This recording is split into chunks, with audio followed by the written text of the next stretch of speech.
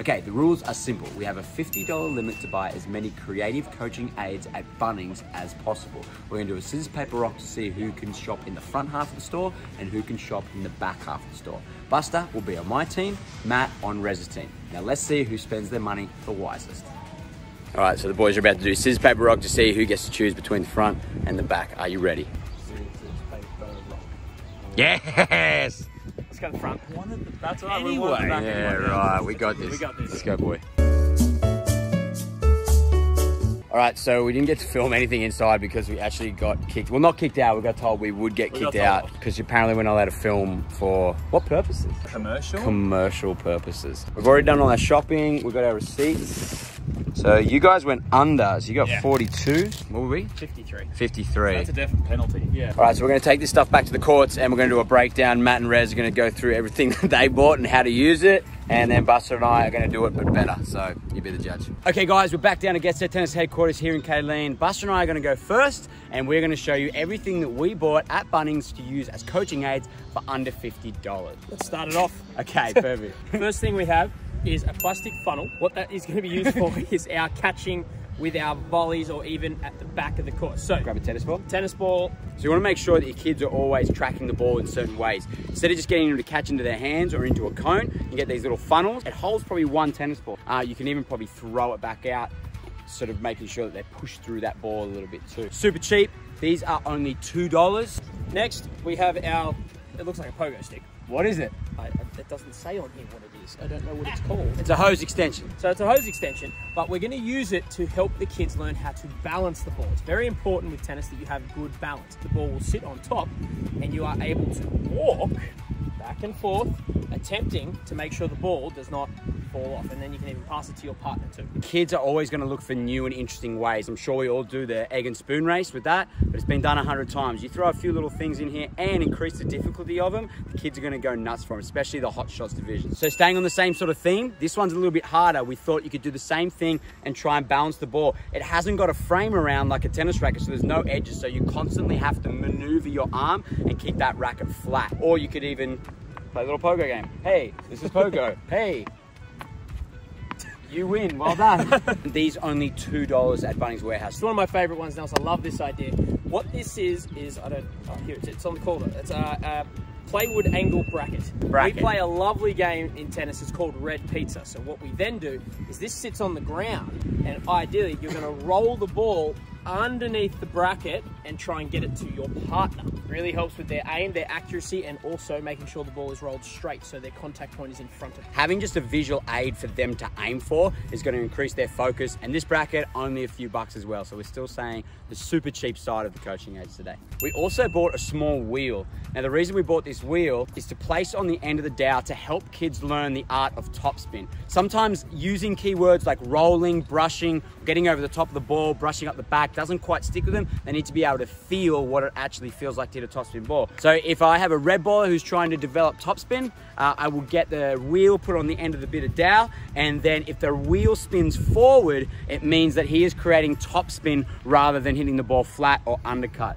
This is a super simple one, guys. You can buy wheels. I think they're only about $3. The dowel's absolutely cheap as chips, $2 there. So you could get this, and it's also great for some private lessons, people who are starting to develop their skills and use topspin. So really, really encourage this one. Absolutely. Now, what you're going to use this for is for kids or even for developing players to work on their volleys. Now, this really helps them. It's a very thin beam, so what it's going to work on is their visualization towards the ball. If they're not watching the ball, what they're going to do is they'll end up missing it because what they're using is so thin. So it really helps them make contact and also get their wood out in front, or their racket for that matter.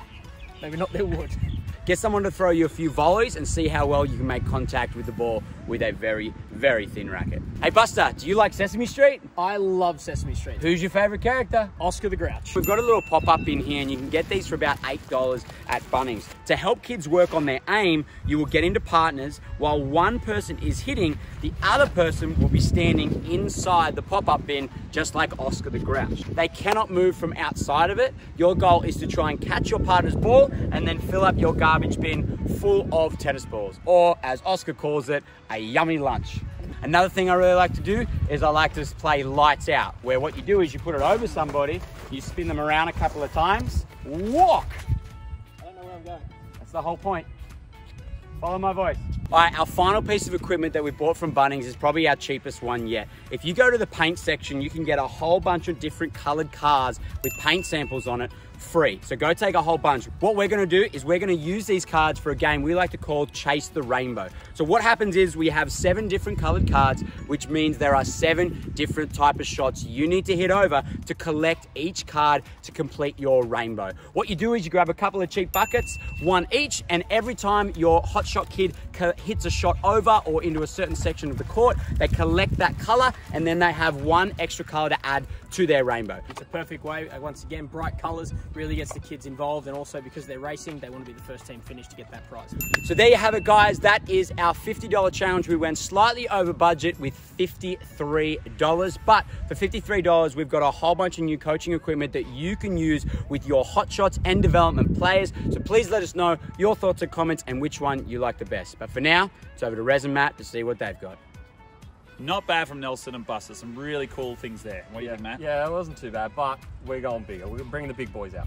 Out the back of the store, that's where all the big things hide, and that's where we went. So our first item we got here is something really simple. We got ourselves a caution flag. What we use it for is mainly for the serve, to develop racket speed for the serve. So this is more for the developed player, maybe the green ball player, or even the orange ball player who's more advanced, trying to help them create that extra bit of movement through the flag. It's quite a bit of resistance as it wiggles through. Matt also reckons you can use it for other shots. You can also use it for the forehand, so really getting the swoosh on the forehand to follow over the shoulder, because if they come down here, it's not really much of a swoosh, so you really want to get up over the shoulder. Next item we have is a bit of bubble wrap. We thought it'd be really great for footwork. So obviously you got to pop on the bubble wrap to sort of keep your feet constantly moving, make lots of popping noises. Yep. So it's kind of a fun game to play with the kids. We've actually got a volley game later we're going to call Snap, Crackle and Pop. This costs about $5 to get this through. Buckets. They cost about $3. $3. And then we also got this little hooking system as well. So what we use this for is a ball toss machine. So what I'll do is I'll do the demo. I'll hold it up for you, Matt. We thought that with the bucket and the hook, we could hook it up on the fence and train kids to have that ball toss nice and high into the bucket. A couple of these, $3 each. This hook here was about $3 as well. Very simple and multifunctional, so you can hang different things on this as well. Caution tape, okay? Hot Shots and ANZ provide us with some awesome caution tape to create new nets. We've actually just got our own. $2 or $3, yeah. $2 or $3 for caution tape. Very simple. We even thought of a system again where you can actually create a line at the back here to force everyone to come forward. So instead of just creating nets with it, you can actually create zones where people can actually go through. That's the way to go. Hello. And ironing board. So similar to what Nelson and Buster had with the top spin, we're going to angle this one around on the net, getting the ball on the ironing board and really swishing up and over to create that top spin sort of swing. This is about $19, $20 at Bunnings, so $20. Got to dip in the pockets a little bit, but very useful item to use. Last but not least, this is our multicolored flag. Basically, it's a full single rope with flags all the way across. We've done a lot of height stuff before, I've seen it in the past, but we thought with a bit of a color system in between, creates a little bit of a target. We even thought it could be really cool, you add the colors, maybe create some cones on the side as sort of where the prizes are hiding under these color coordinated cones. So a really great way to sort of get the kids creating much more shape on their ground strokes and top spin. Yeah, something a bit different there.